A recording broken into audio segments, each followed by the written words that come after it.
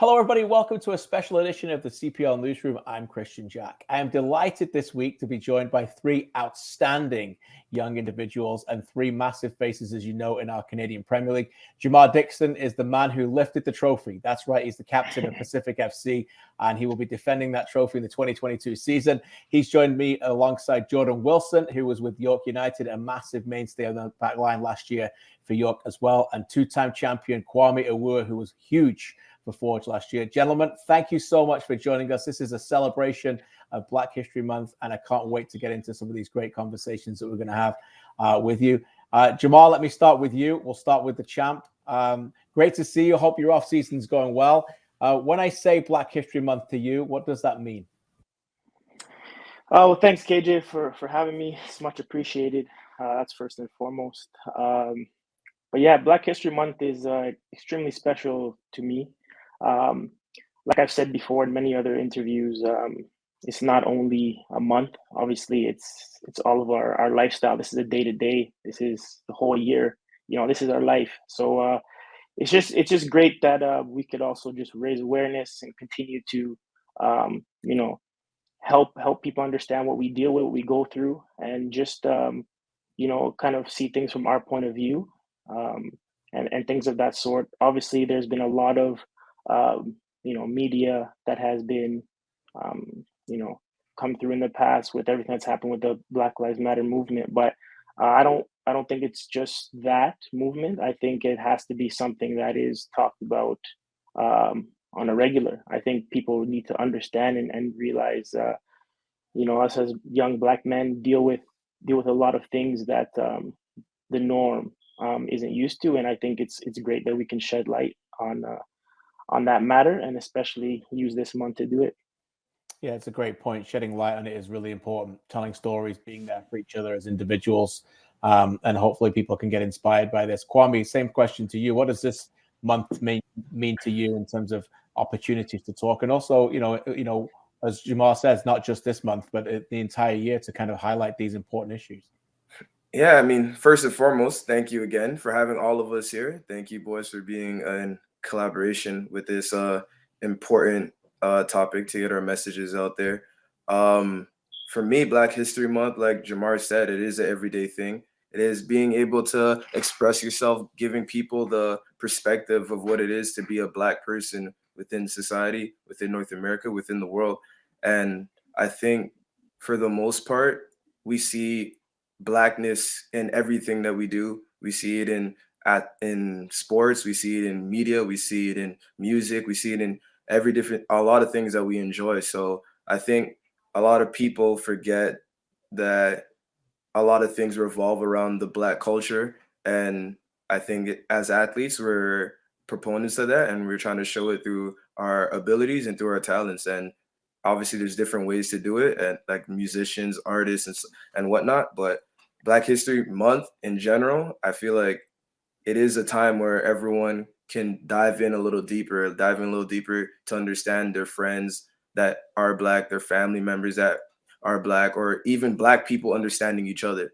And I think that's another thing that we tend to forget. I think we have to be able to understand one another before we expect other people to understand us. Great point. Jordan?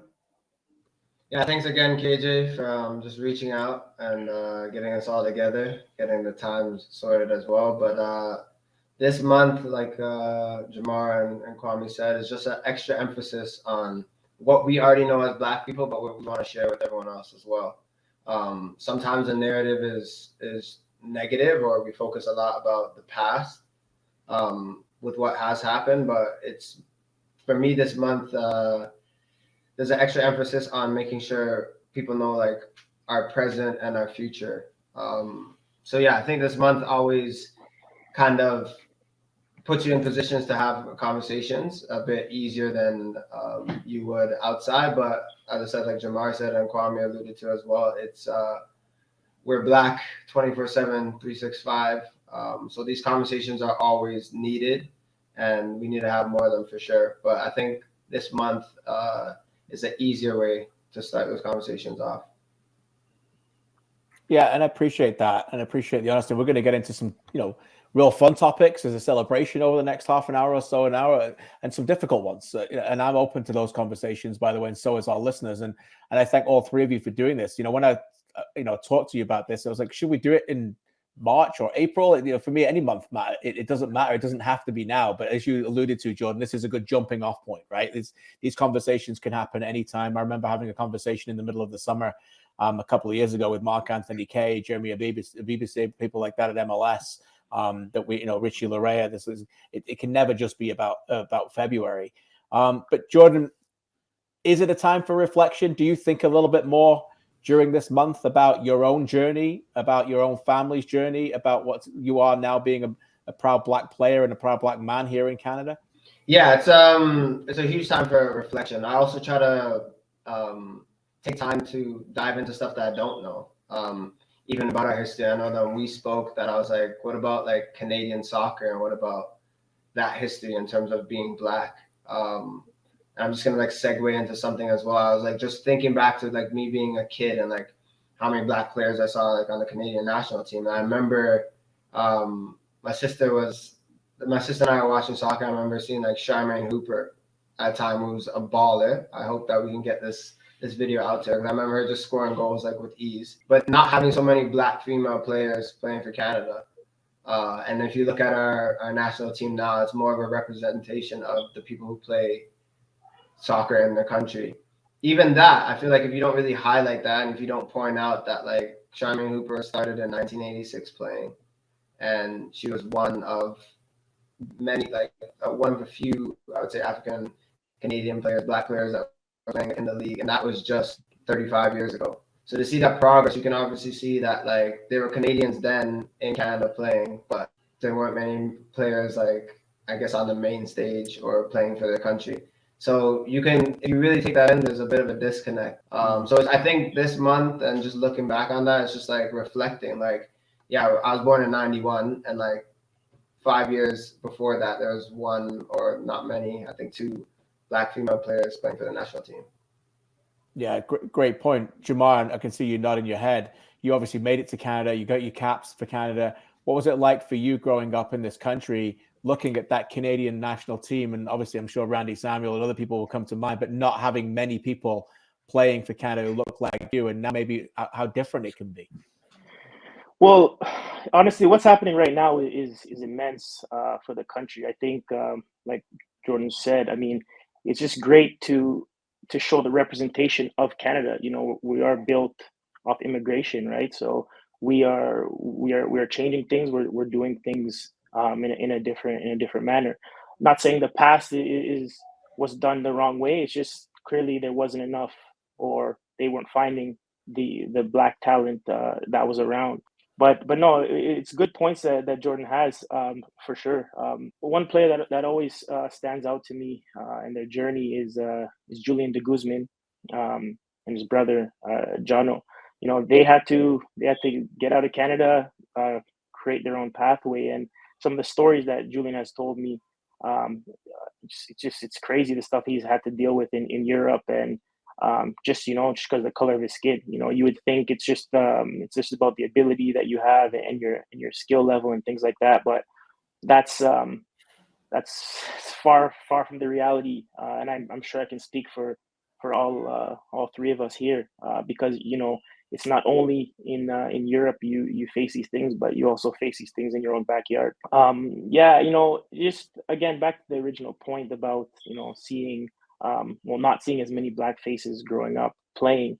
Obviously it's a little bit difficult, but you kind of get used to it, and you kind of have to just be optimistic and think about, well, can there be change, or will there be change, or can I be the change, or something of that sort. So I mean, it's more about just being grateful for what's in front of us today.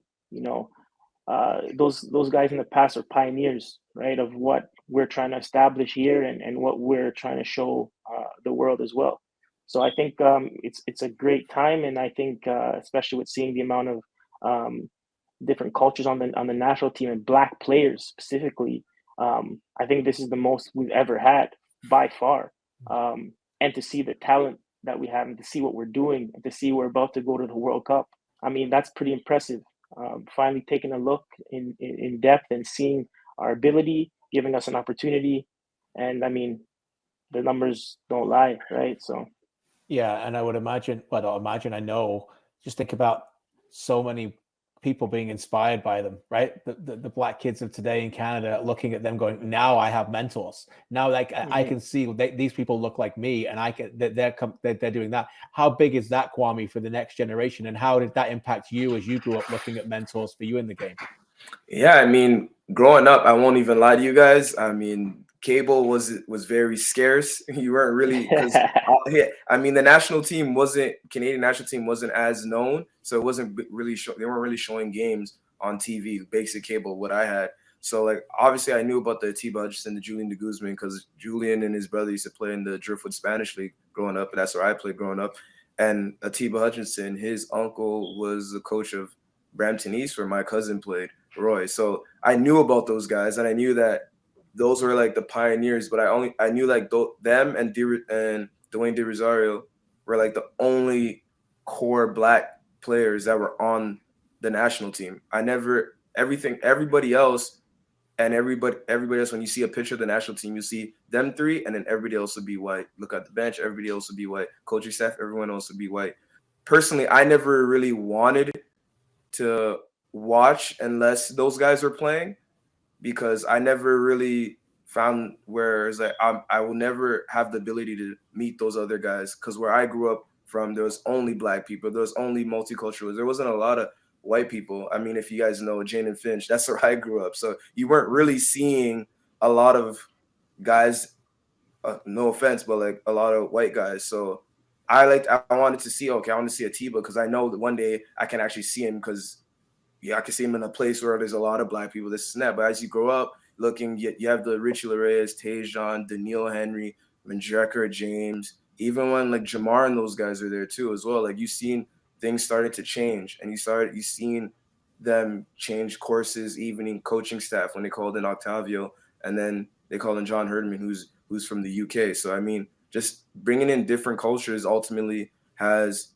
made Canadians realize that we have so much multiculturalism in our country. It was just about going deep within the provinces and finding it, pulling out. A lot of players were slipping through the cracks, and maybe because they didn't have the showcase or the opportunity to be seen. And now that the scouting department for the national team is doing their due diligence to find these players and not let them go, you're seeing these guys burst through the scene, and it gives hope to the future generation.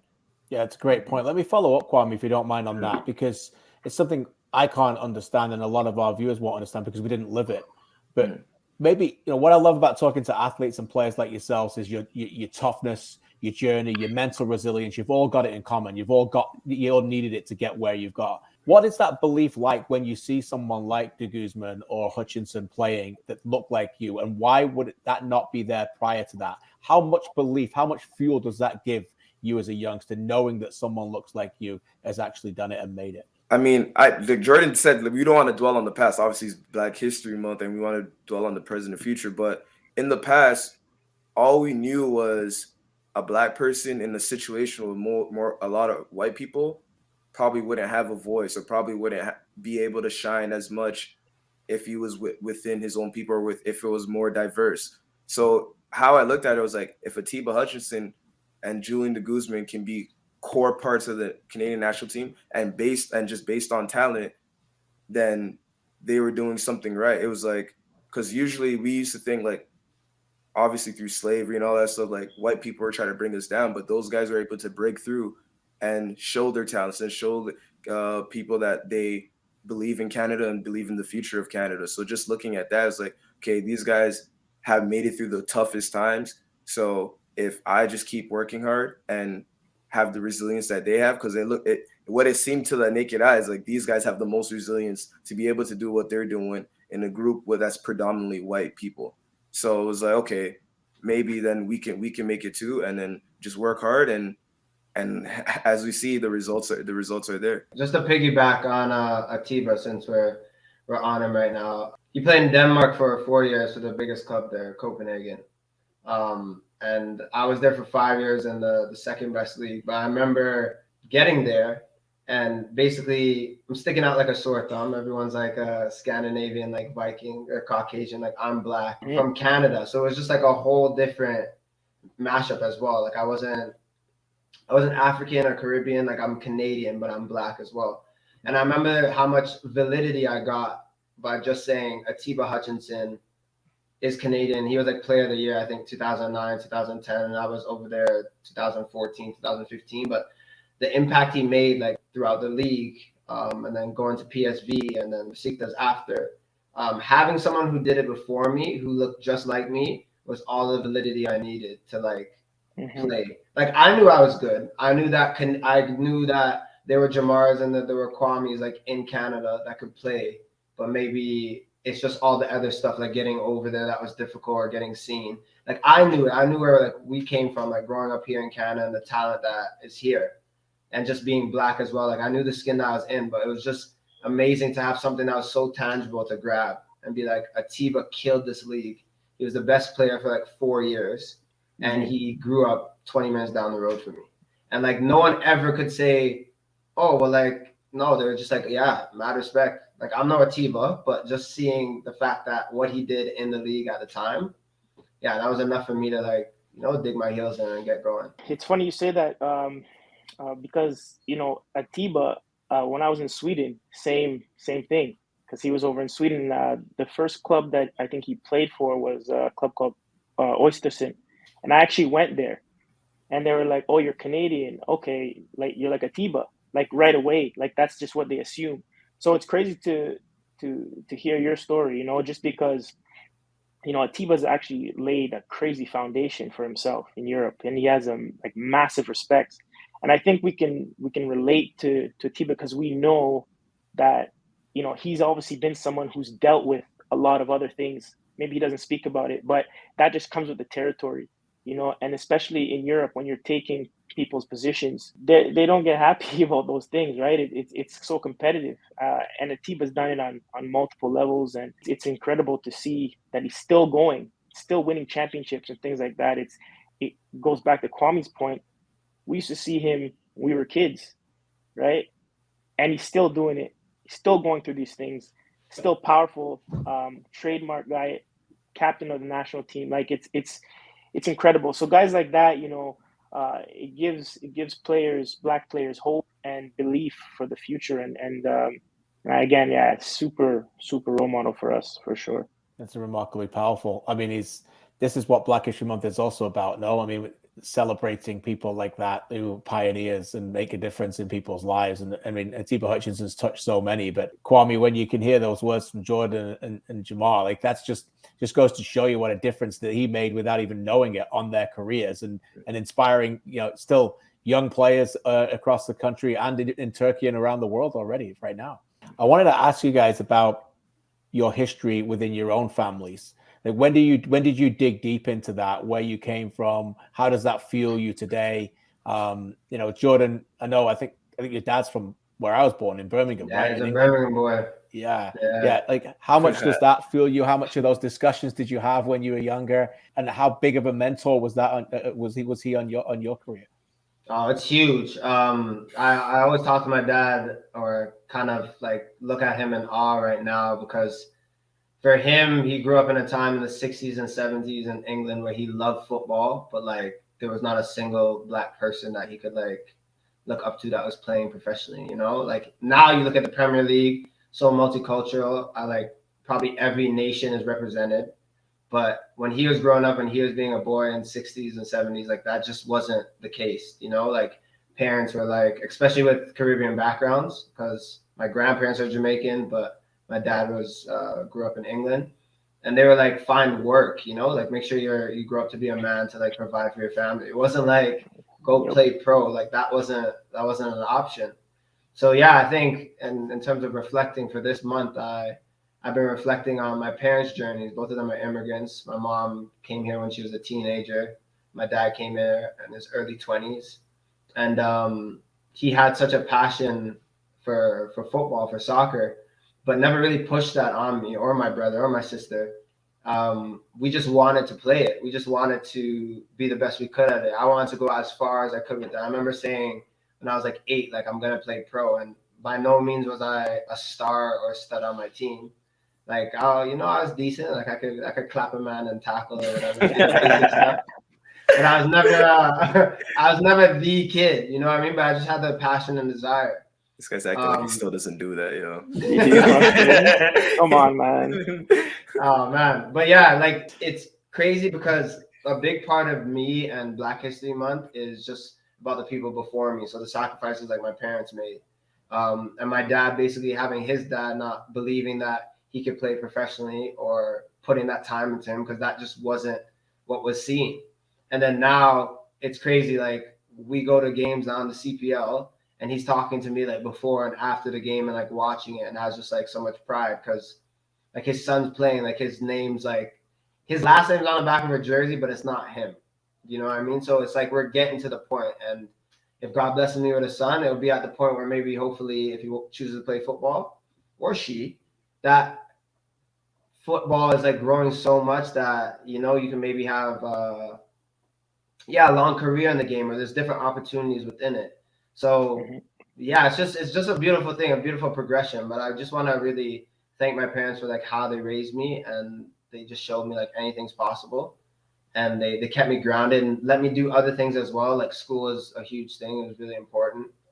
But saying, yeah, if you want to go play pro, like, show me, work at it, like, make sure you're the best player at training, make sure you're working the hardest, and an extra kudos to my dad for not having that support, but providing me with that, but not forcing me into the game. Because I fell in love with the game all on my own. He was just there to guide me. That's a remarkable story. Thanks so much for sharing that. What I love about that, man, is that the appreciation in your voice is the appreciation I see when I watch you play. I can sense that that you appreciate every single minute of a game that you play, right? And it's clear you've carried it on. And here we are in 2022, by the way. Think about this. You've carried it on because of one generation prior, just your dad wasn't able to have the opportunities or the mentors that you had. And we're not talking 3, 4, 5, 6 generations ago, just your dad.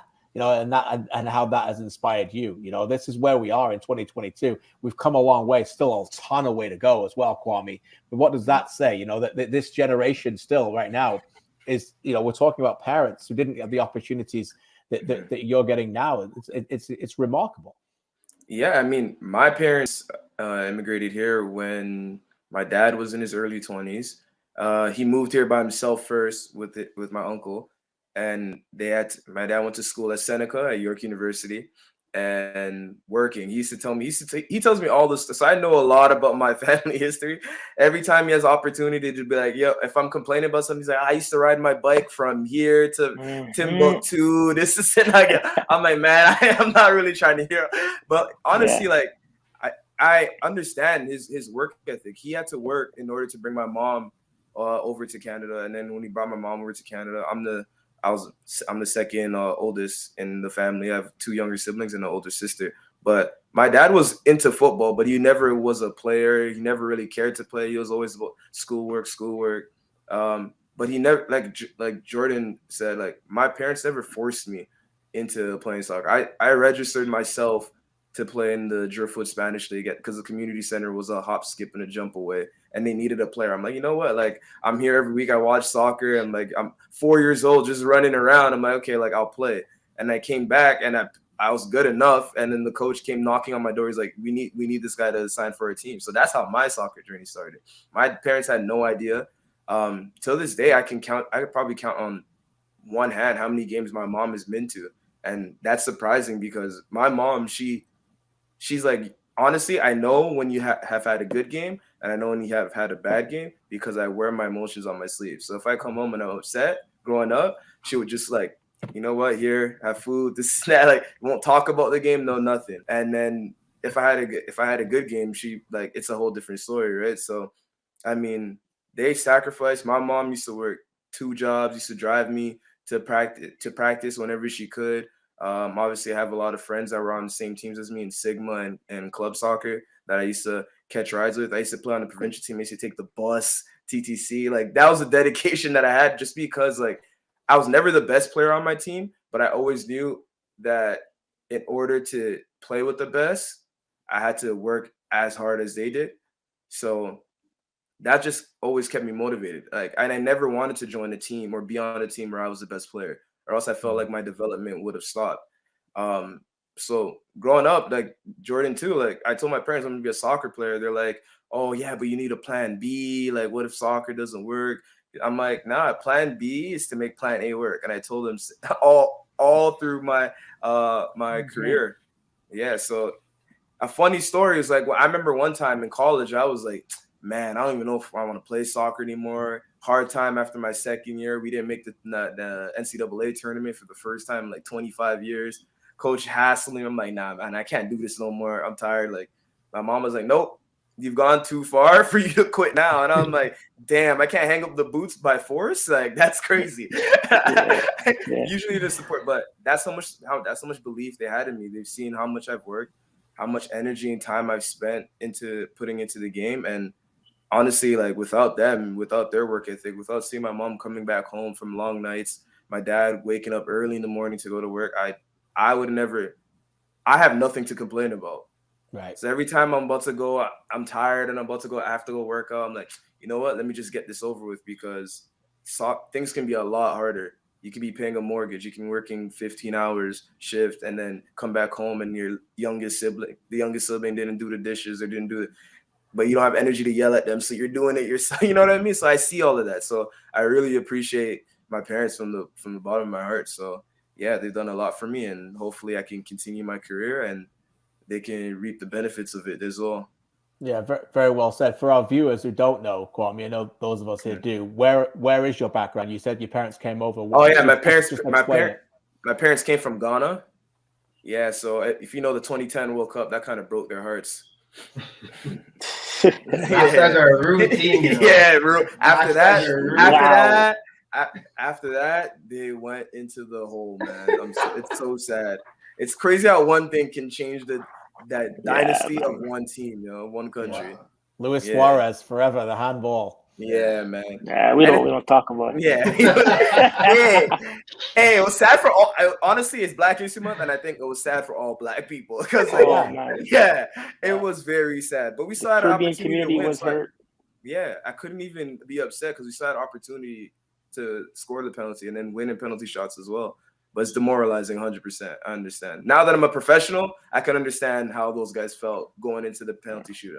Yeah, but what about Asamoah Gyan, who missed the penalty and then actually stood up and said, I'm taking the one on the shootout first? Like that, like to have that kind of guts, like that stuck with me doing that game. I remember working it for the score. Yeah. You know, I know everyone remembers Suarez doing this, like the evil villain in the tunnel, right? And everyone remembers that image, but like Gyan that had the guts to come up and score. Like, he was always one of my favorites. I saw Ghana live in the 2006 World Cup against the Czech Republic, just played them off the field.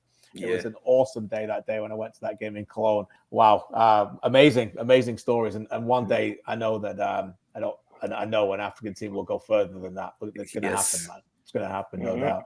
Jamar, for our viewers and listeners, maybe you can just dig deep into your background and how much that shaped you and what kind of questions you're asking as a child of them.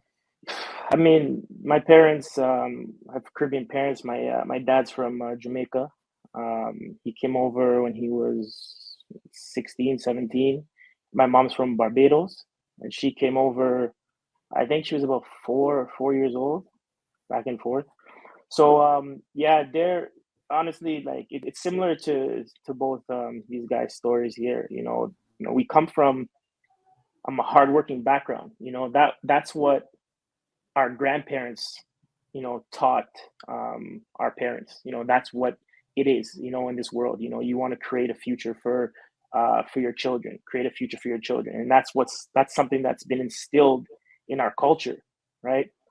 Especially, knowing that we have to do a little bit more, right? At least our grandparents would always say, set that foundation. And it's funny because both stories that I just heard, it resonates with me. It's special, honest truth. It really is, because a lot of the things that these guys have said, I can relate 100%.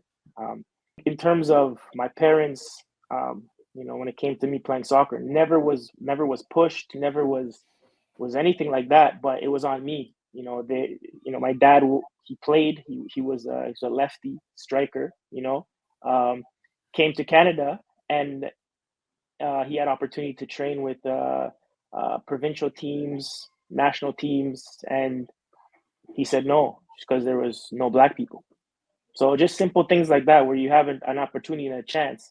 And I'm sure this happens to many other immigrants that come over, Black immigrants especially, that have talent, that had opportunity, and then just because of the demographic, or just because of the people that they see, it turns them away. So that was one thing that my dad told me early when I was growing up, and it just kind of stuck with me. And I said, well, if I ever get that opportunity, I'm gonna take it, and I'm gonna carry it with me, and I'm gonna do it for the community. I'm gonna do it for the next generation, do it for my cousins, everyone, so they can at least see that someone that they know that's close to them can take that step, and that now they can believe that they can do it as well.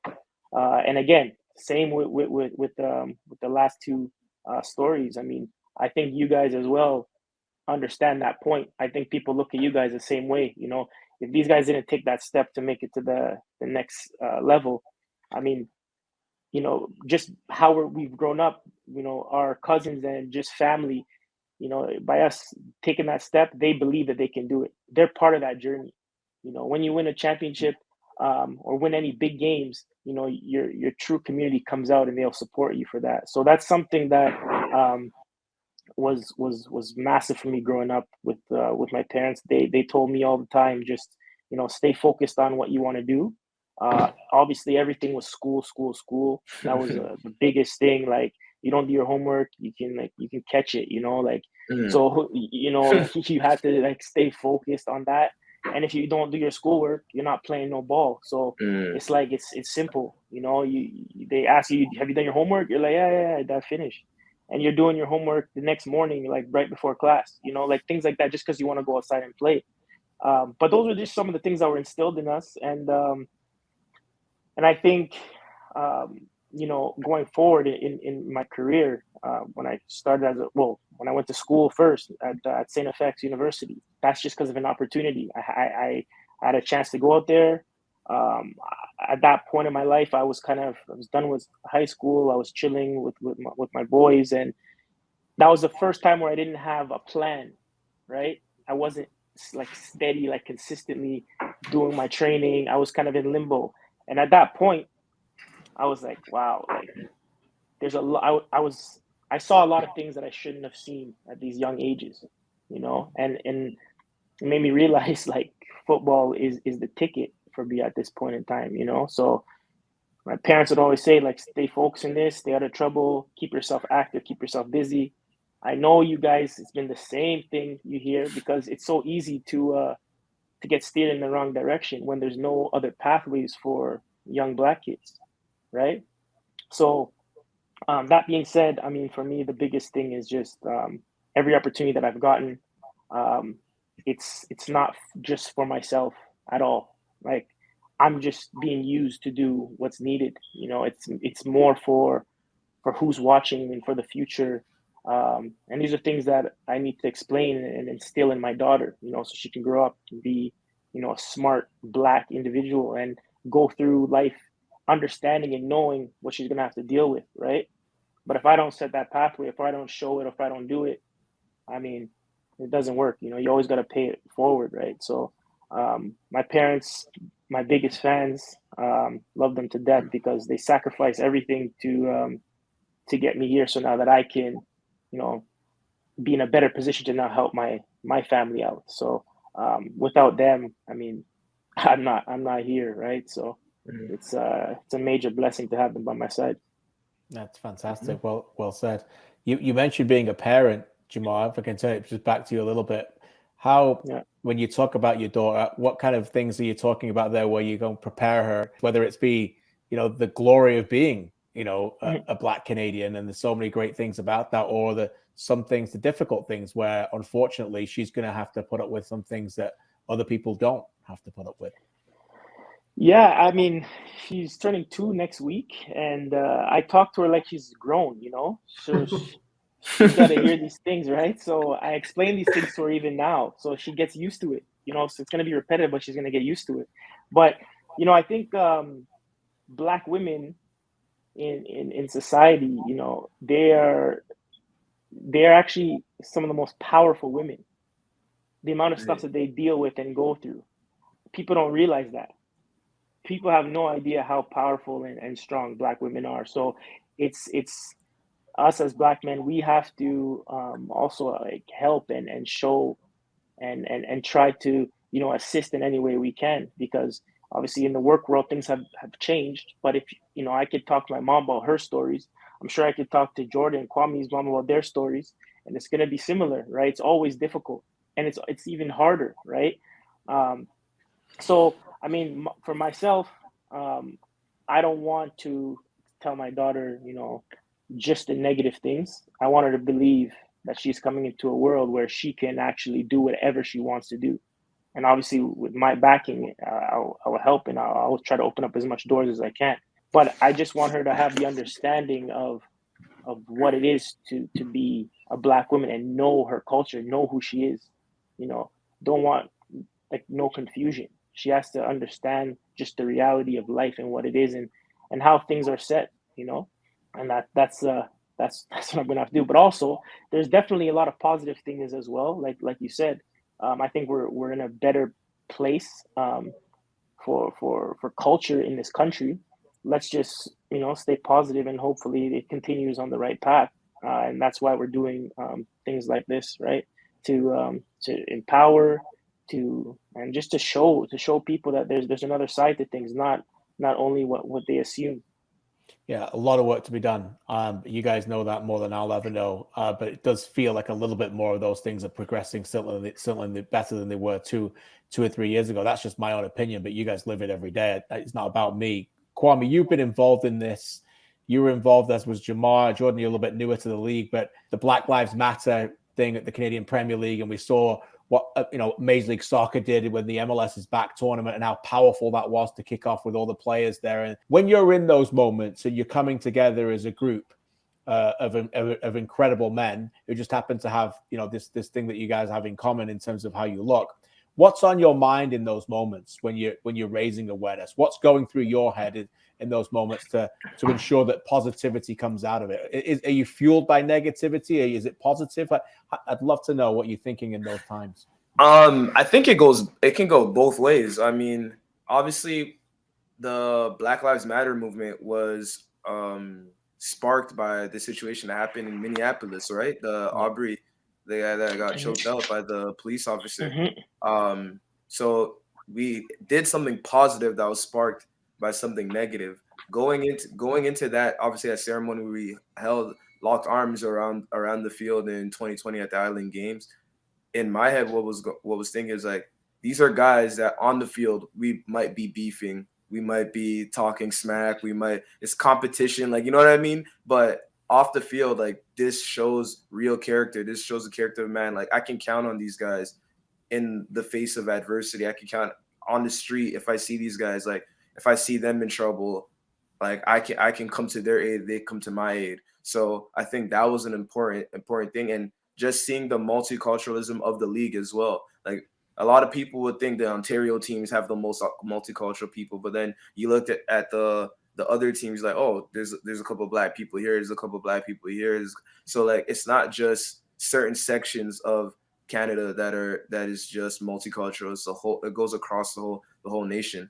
And obviously that's due down to the immigration piece, our country being built off immigration. In my head, I also remember that, like, Black people always have a chip on their shoulder, whether it's a bad chip or a good chip. We use that as fuel to either get our message out. We use that to let people understand perspective. We use that to let people understand ourselves. We use that to help ourselves display how we really are and portray to everyone else how it is to be Black, how it is to be within the culture, how it is to go through code switching, how it is to go through being able to, if I want to get this job, how I have to act, how you always have to put on different faces for different people, where sometimes you can't truly be yourself because a lot of people don't know how to accept the realness of being a Black person, right? So I think that's a couple things that go through my head, especially but most of it is positive, because we're a bunch of athletes that we do have fans.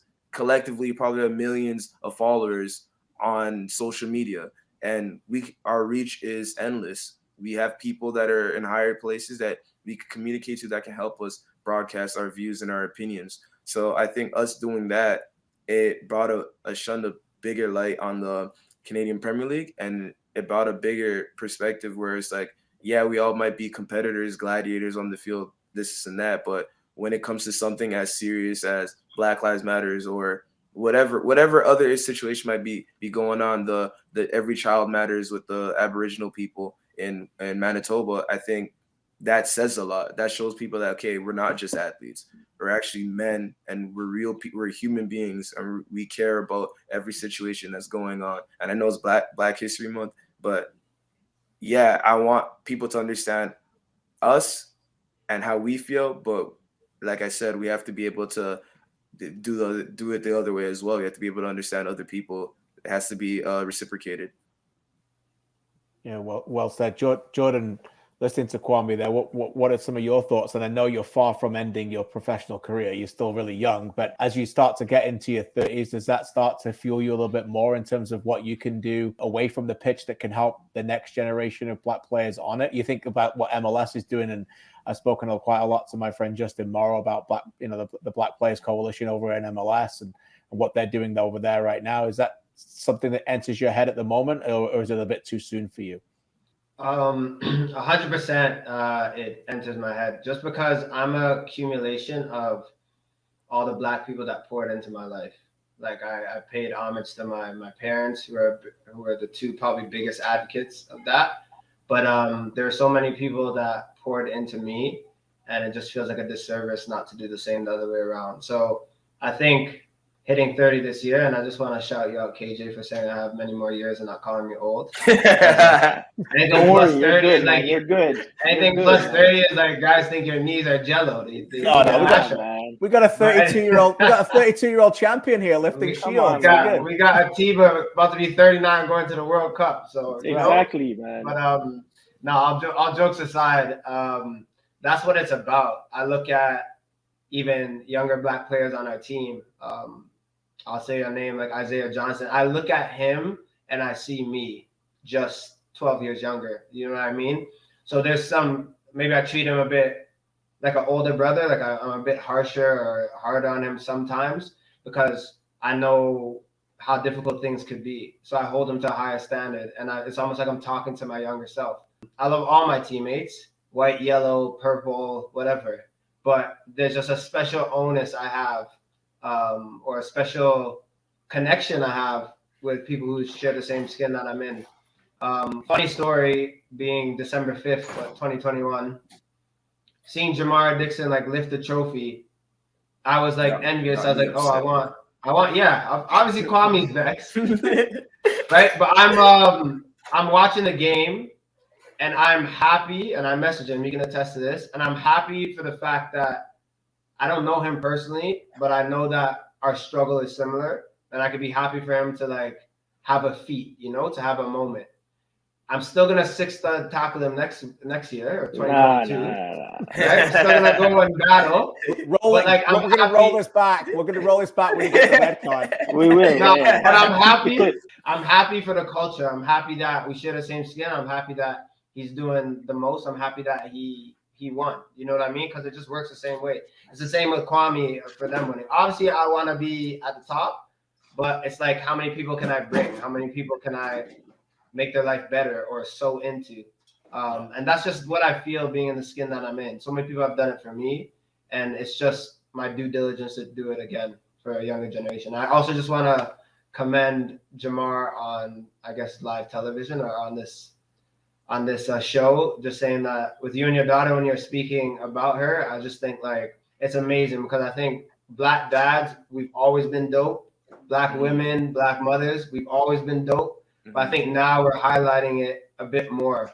Our parents, you hear there's so many stereotypes of how Black people could be. And I'm always just kissing my teeth and Sorry, KJ. I kiss teeth is when you do that. But like I'm like kissing my teeth, and I'm like vexed because I'm like, nah, we're actually the sweetest, most resilient, dopest, kindest. Like you mentioned code switching, Kwame, like we can go to an interview and then 1 minute later we can be with the mandem or the homie. It's a totally different thing. We're dope. So it's just nice to see, and you speak about your daughter in the way that you do, and it's just something to look up to as well. No, I appreciate that, man. Yeah, that's awesome. Let me tell you a quick story about this man, Jamar Dixon. Everyone thinks about that game in the final. I just want to share a story about. I don't want to hear players anywhere near done in 30. In the semi-final, I'm on the sidelines, and you guys remember the game. It's Cavalry against Pacific. It goes to extra time. It's one of those games where anyone can win this game. This guy just not stopped running. I don't know what the metrics were at the end of the game with this guy, but he got hurt at one point during the game, and he did everything he could during that game, the Pacific, to get over that line. I'll never forget that about you, Mr. Dixon, on that day. And Kwame grabbed you after the game or during that time when he pulled you off.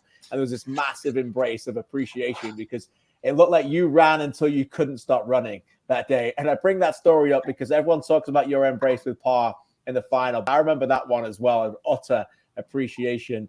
We don't have Kwame Awuah right now. He's gone to Texas. He actually called me before this show and had a good chat about things out there. Things are going well for him, and we're all delighted about that. But how big of a relationship was that for you, and how special is that for a mentor and for us to have in the CPL and to have someone like Pa lead teams like that?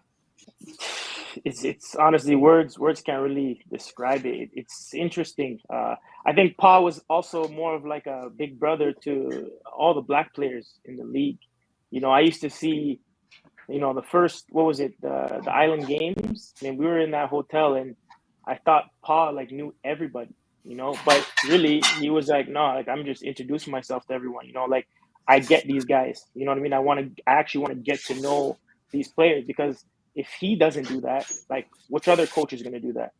And I'm not saying he's not talking to other players, white, black, brown, doesn't matter, that he's speaking to everybody, but he just understood that, okay, well, I'm a black coach, and I'm like a real black, I'm real with it, He's not hiding, so he understands everybody. Like I would see him talk with Kwame out of nowhere. And I was like, oh, you know him? He says like, no, but now I know him. But I get him. You know what I'm saying? So like Pa he's a unique individual, He always has lessons for you. He's always schooling you on something, anything. He's been through it all. So he knows from situations on and off the pitch, he knows, So having that relationship with him, and then, working through things throughout the year, everyone looks at, just the positives, but like Pa he's a realist, For me, myself, like I'm a realist. So like we're going to butt heads at times, but I mean, understanding each other is one thing. People might see us and being like, oh man, like they're mad at each other today or something. It was rare, but it was just, we have strong opinions on certain things. And having someone like that where I can actually speak to and he can understand me instead of assume that I'm being negative or something like that, actually helps us take a step forward. You know what I mean? And that's important, because if you look at it, majority of the coaches are white, majority of the captains are white. Maybe they have that relationship, right? So when you just have someone that gets you, it allows you to be better in all aspects of the game. So I think, I put in a lot of work last year, or the last 2 years under Pa. I mean, it was no choice. That's just how it was. But I wanted to put in more work for someone that understands and believes in the ability of myself or the ability of the squad, understanding the bigger picture. That embrace, it's funny you speak about the one in Calvary, because that was important. That was a big one for us, but wasn't really talked about. And obviously, the one in the final was just the icing on the cake. That was just a testament to everything that we've had to deal with. And there's been a lot of things that we've had to deal with. And again, Pa's outspoken. He'll speak his mind on TV. He doesn't care. So things like that, there's a balance. And I would have to deal with some of the backlash of that with some guys and things like that. But it all worked out, because at the end of the day, we're all one team. We're all one squad, and unison was what we always preached, regardless of your skin color. It was always about just believing in a culture, right? And that's what it was. So there's a novel idea that you actually got to feel like you could be comfortable in your own skin just because Pa was there and he understood, like something that many people take for granted every day. you were able to do that because of him, and that's really special. All three of you have spent quite a lot of time out of this country. You know, a couple of you guys studying in the States. We mentioned earlier your journey to Denmark, Jordan, and Sweden, and Finland with you as well, Jamar. Jordan, when you come back to Canada, is there a deeper appreciation for it within what acceptance of what you look like?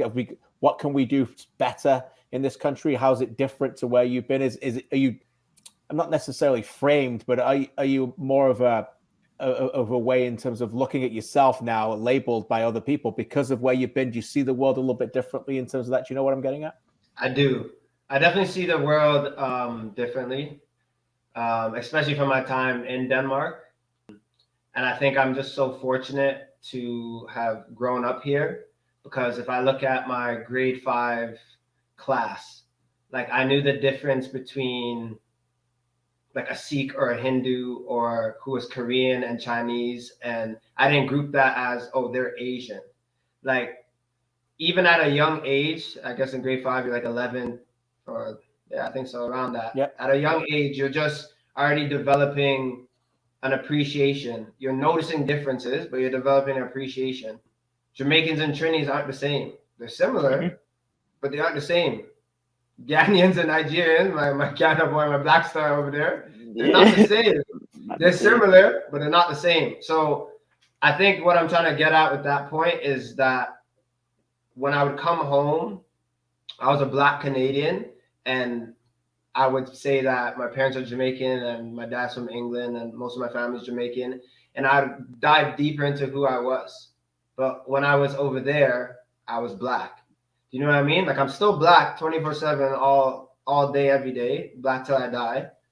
But the difference is, I guess growing up in a melting pot, you can dive into the differences a little bit deeper. And I think racism is racism. There's racism in Denmark, there's racism in Canada, but it was just different.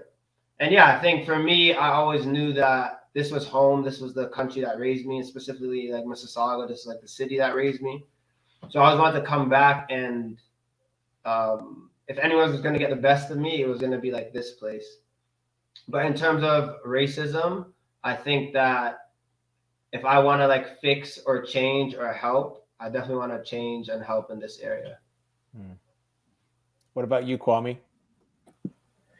Yeah, I mean, I went to school at University of Connecticut. If you guys know Connecticut, that place is predominantly white. Mostly, the most Black people you see are probably just the athletes. Other than that, yeah, it was definitely a change from going from Toronto. But I've been fortunate enough to play in New York City, which is a bigger version of Toronto. So being in a melting pot, like Jordan said, you do dive deep into your culture. A lot of people do guess and assume like what country you're from, but I think a lot of people are educated on the fact like some people will know I'm already my background's Ghanaian just because of my name. Like you say, oh, that means you're born on a Saturday, and I'll be like, oh yeah, so that means like at least you're somewhere, like you're not ignorant to the fact like just another Black person. Oh, he has a kind of African name, maybe he's Nigerian, or maybe, you know what I mean. People don't just guess off the rip when they just see you. I mean, in Connecticut, it was more of like what he said, like when you're in Europe, it's more like, yeah, you're just another Black person. I mean, for the most part, but because it was like a school in the United States, it's not like they weren't used to seeing Black people. It was just a matter of you had to find your niche. You had to find your group of people you wanted to hang with, people that understood you the best, people that understood how a Black person is the best. And then you stuck with that kind of group of people. Luckily, my soccer team was predominantly Black. I know Jamar probably knows Andre Blake was my goalkeeper my first year there. Yeah, a real Jamaican man. So Kyle Larin was my teammate for 2 years there as well. Yeah. So we had a lot of multiculturalists, guys from Senegal, guys from Jamaica, Trinidad. My roommate in New York was from Trinidad. So I've always been around different people, and it's just always helped me to understand different aspects of life. Because yeah, we might be Black, but the Jamaican struggle is not going to be the same as the Ghanaian struggle, or the the British struggle is not going to be the same as a white American struggle. It's a lot of different aspects to life. So different things that we've all been through. Like our core values might be the same, but there's different things that are definitely different. Like when he said about the Korean and the Vietnamese, like those are things that you just realize. And as a kid, I feel like it's better to get through that phase as a kid, because that's when you're exploring. That's when you're asking questions about yourself, asking questions Great about point. other people. Yeah. That's when you're wondering. So like people are not really being harsh on kids for asking these specific questions, because it's genuine. It's not you're asking because out of ignorance. You're asking because, oh, I want to know what country my friend's from, so like I never get it wrong again. Or I want to know what he does, what religion he is, so I never get it wrong again. So certain things like that, it's like it's good to learn at a young age, and that's what I was doing. I was able to talk to anyone, any friends. I have a Vietnamese friend here. I'm like, oh, what kind of food do you eat? Oh yeah, we eat fufu. We eat this. I'm like, yeah. See? So like, you just share your backgrounds and your stories with each other, I think, and that's what I thought was a special thing. Awesome. And Jamar, obviously you had Sweden and Finland in your football journey. How did that shape you in terms of returning to Canada and how you look at it now? No, it's similar to what Jordan and Kwame said. But what really stands out to me is the understanding. That's the biggest piece, because I mean, growing up, my parents were like, yeah, like it's not just an Asian person or a brown person. You got to know and ask them questions if you don't, or ask your classmates, so you actually can identify with them on a better level, because now you actually understand them, because like Kwame said, there's different struggles for different cultures, right? So that was something that was instilled in me from a young age. I think going over to Sweden and thinking, oh, everyone's saying, oh, it's like Canada, I'm thinking you're going to see a lot more Black people, things like that. But I actually, where I was staying in Malmo, I was seeing a lot of, for example, a lot of Syrian culture was there. Way more than I mean, I saw much more Syrian people than African or Caribbean, even just like traditional, like blonde hair, blue eyes Swedish people, right? It was just a different culture. But again, it's a matter of just getting that base understanding of who we are and who they are. I think also, I mean, I was on a team where there was 2 blonde hair, blue eyed Swedish players on this team, and the rest were immigrants, Yugoslavian immigrants that came over to Sweden. And we'd be playing, and these guys would be like, oh yeah, Jamar, like you're a different Black compared to like some of the African guys that just came over, and they would kind of treat them a little different. These African guys were ballers, like good players. They're Ghanaian players, like sick, and they wouldn't associate us the same. And I'd be like, why don't you associate us the same or similar? They're like, no, because you're like American Black, they're African, and I'd be like, it doesn't make sense. Like, you know what I'm saying? So I have to break that down for them. And it just goes to show that like some people can live their whole life thinking like this until they're corrected. For me, that's crazy, So if I see something like that, I have to adjust it immediately. I don't care what age you are. That's just me. That has to get sorted before we can continue the conversation, right? Because then I can't really even trust you in a conversation, right? I don't want to entertain that conversation if you can't, understand people, right? And differentiate, right? So now coming back to Canada, I mean, Canada's always Canada, right? So I've been instilled on certain things out here from a young age. So has it changed?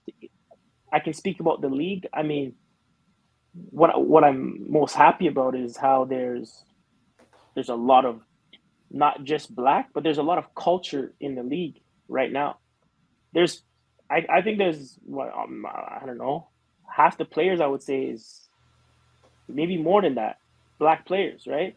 So it's like we have to also be seen in a different light, right? We need to be understood, and I think that's the biggest misconception of this whole grouping of players coming back and going over and different experiences, because there's probably some foreigners that have come to Canada for their first time and getting their first start as a pro, and they're going to experience something different than them going over to Europe, right? So it's how can we fix that, and how can we, bridge that gap so everyone can just be on the same base, right? That's kind of what I'm looking at, what I've seen, what I've taken notice of. Fantastic advice. Every second just taking that in, it's wonderful to hear. Listen, you guys have been amazing with your time. I'm cognizant of it because we've been together for an hour. So it is your show. It's not my show. Everything that you said, I've learned a ton already, but I don't want to just wrap it up now. In a moment where we're celebrating, Black History Month, I'd like to each give you a final comment, if you don't mind. And just whatever's left on your mind, what we haven't touched. I know we've touched on a lot of stuff, parenting and mentorship and a lot of other things getting into it. But Jordan, let me start with you, if you don't mind. What's left on your mind that you'd like to get out on this special month? I think one thing to piggyback what Jamar said. So it's one of those things, if I'm talking with Black people, they'll understand. Like Kwame spoke a bit about that. I was going to bring up anyway, so he's in my head. Code switching in terms of like how you speak in certain, I guess, in certain places. When you're with your friends, you're more relaxed. You can say what's on your mind and speak freely. But there's this feeling of, if I'm going into a certain place, that I'm already being stereotyped or like judged the way it is. And it's just a fact. I think it's a natural thing to maybe judge someone or to look at them and have an assumption of who they are. But the way you get it as a Black male or a Black individual is just different. So for me, in terms of going away to Europe, one of the biggest differences I've noticed when I was in Denmark was I'm just a very confident person. Like my parents raised me to be like outspoken and kind, and like I have a smile usually when if I'm on the pitch, it's a bit different, but off I'm usually happy and like cool with people. But I always wondered if there was like a shy Jordan Wilson, how he would be received, or if there's someone who just didn't want to learn another language. And he was a nice kid, like beautiful dark skin, but he just wasn't outgoing. And that always played in my mind the 5 years that I was there, because I would go and meet people and I would go and shake their hand, or I would want to go talk to a kid, or I would want to even stumble at the language or whatever, but I was immersing myself in the culture.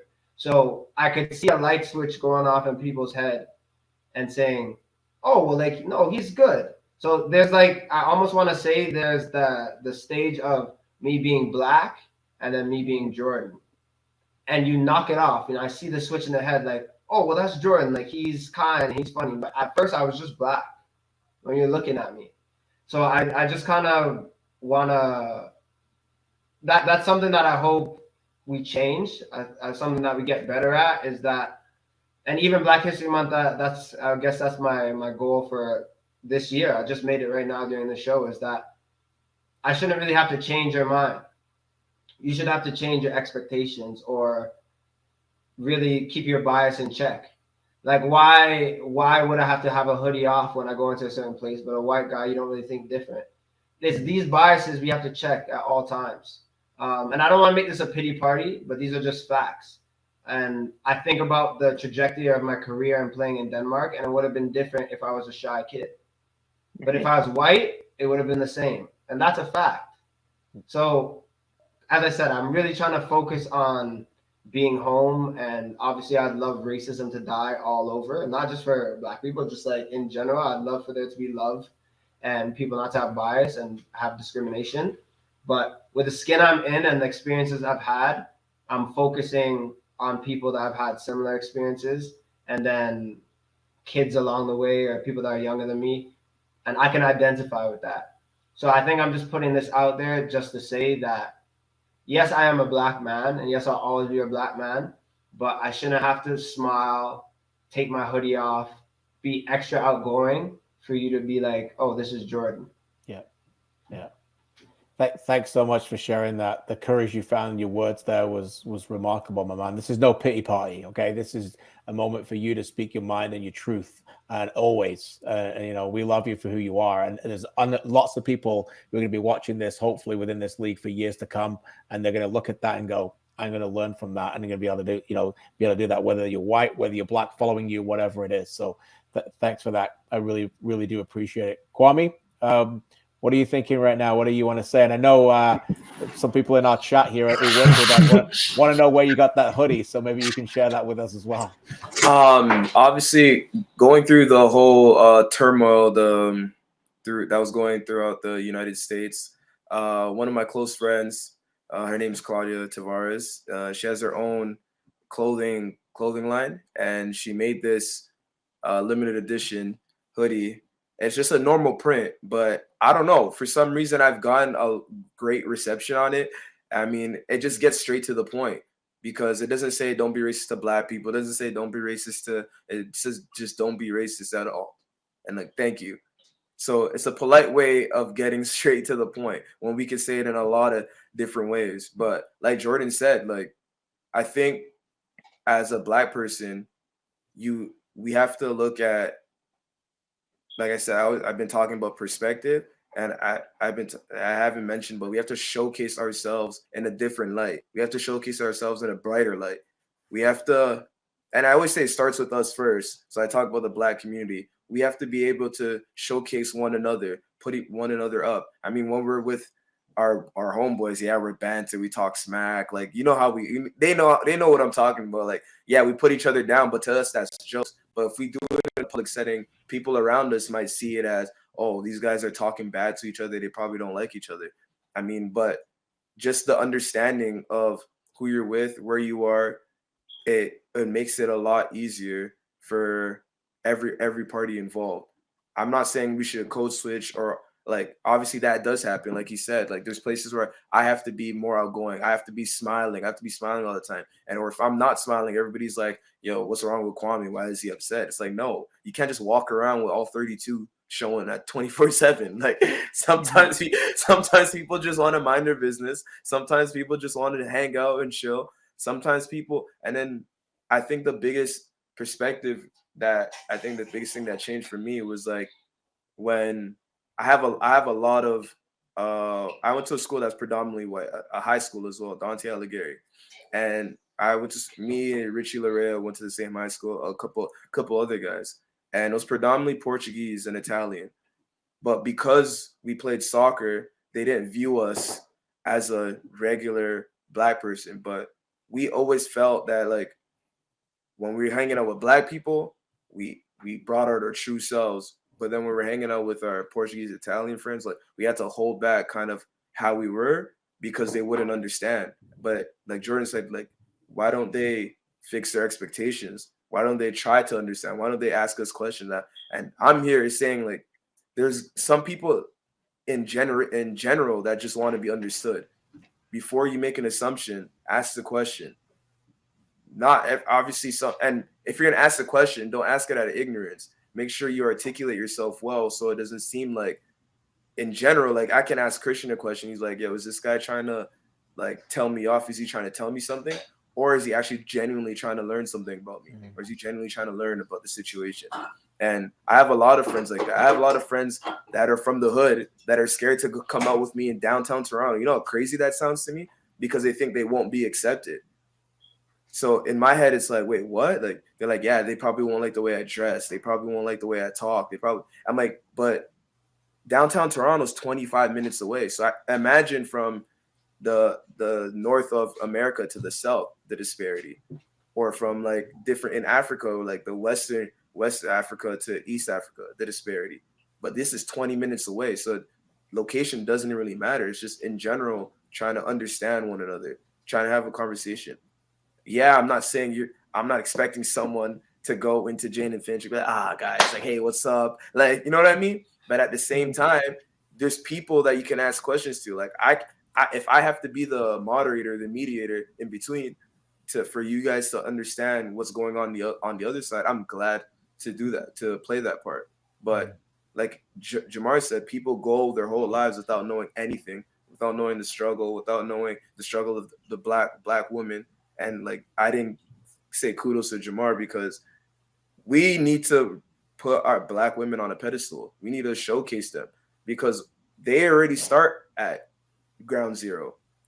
It's Black women, Black men, white women, white men in the totem pole. And they already start at ground zero. They're already Black and then they're women in society. So I always say we need to showcase them because they're mothers just like us, that just like our mothers, they appreciate, like they do almost everything in the household. They do almost everything for us. That's what you say, like, oh, we have a mama's boy, but it's just facts. They're the strongest, they're the pillar of the family in the Black household. So if I have to be the moderator, mediator, then I'll gladly play that part because I've been able, through obviously code switching, I'm going to be real on live TV, to get my foot into the door with people that are predominantly white, with people that are, because they knock off the expectations, saying, oh, he's not just a Black guy, or he's not just an athlete, he's Kwame, he can do this, he can speak like this, he's able to articulate himself in a respectful manner, and that's all that's all that matters. And now I can genuinely understand him as a person. So I hopefully we can cross channels with my friends on one side and my friends on the other side.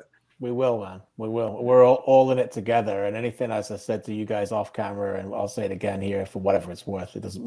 Off camera is more important, but whatever we need to do as a league, as friends, as people, as Canadians, as white, Black, whatever it is, let's keep going. Jamar, over to you, my man, for final thoughts. Honestly, these guys, they said it perfectly. It's crazy though that we all think similar and we all go through the same things. That's why we have the same issues. That's what I want to change. That's what has to change. And that only changes with understanding of culture, understanding us as Black people, us Black people understanding Black people, right? Understanding the whole culture, right? That's what we're trying to do, not piggyback off of what you like in the culture. For me, it's about building something for the future. It's always the future. That's just my thing. Because the past is the past. We can't get it back. But we actually can take time to educate ourselves on the people of the future, right? So where does that start? Who knows? Before, people were saying, yeah, well, it's going to start in high school. It's going to start in elementary. It's going to start university. But you know what? It's just a discussion. It's a matter of you wanting to ask these questions or say, oh, like, so you're from here. What is it like in that area? Or, you know what I mean? It's just engaging in something that's out of your norm, right? That's what we have to get to. Because at the end of the day, you'll never understand someone unless you really ask them the truthful questions and figure out who they are. Because you never know who is going to be your closest friend in the future by an intro convo. You have no idea. But by you understanding and giving that time to them to hear them out, I think that changes the perspective and the narrative of that person and that culture, right? If you see a culture that's constantly being promoted as you know, doing negative things on the news, you're going to assume that culture, that's just the way they are, right? If you actually speak with someone and you're like, oh, wow, you're from Jane and Finch, but you're not like this. Oh, okay, I didn't know it. I thought everyone was like that, right? That has to change, right? And the only way, again, is by actually understanding people, right? If Kwame never said he was from Jane and Finch and he said he was from, I don't know, just Etobicoke, people are like, oh, okay, cool. Yeah, I get it. That's why he's the way he is. But no, he's the way he is because of the things he's dealt with growing up and because he understands both sides, because he's moved, he's traveled, right? It's he's had to understand other people to get to where he is. Likewise for Jordan in Europe, right? So it's crazy that we all have similar stories, and I'm glad that we all got to be here to speak a little bit about it. I know we can speak forever about these things, and again, it's not just a month. This is, again, our reality. This is our life, and these are some of the things that we're kind of bringing to you guys to show and to see if we can take steps forward and be better. I think we're getting there, but there's still a lot of work to go. Understanding and guidance and wisdom. That's what it's going to take. Very well said. A tremendous amount of understanding, I'm sure, for our viewers, our listeners, and certainly for me today. You know, this was not a day for me to talk to Kwame about bossing the left side or Jordan dominated at centre back or how to run a midfield like Jamar Dixon. We'll have many of those discussions again another time. But when we're having them, we can have these with it, right? But today, this was far, far more important than a game of soccer. And I can't thank the three of you enough for spending a great deal of time. And I know I'm speaking for many Canadian soccer fans out there as well I'm sure they've all gained a lot more admiration as well, and they've got massive fans of you for this as well. Kwame, Jamar, Jordan, thanks again, guys. I really appreciate this. Thank you, Thank you, KJ. Appreciate it. Keep up the good work, my guys. God bless, and we'll chat with you soon. Thanks again for watching, and we'll speak to everyone soon. Have a great week.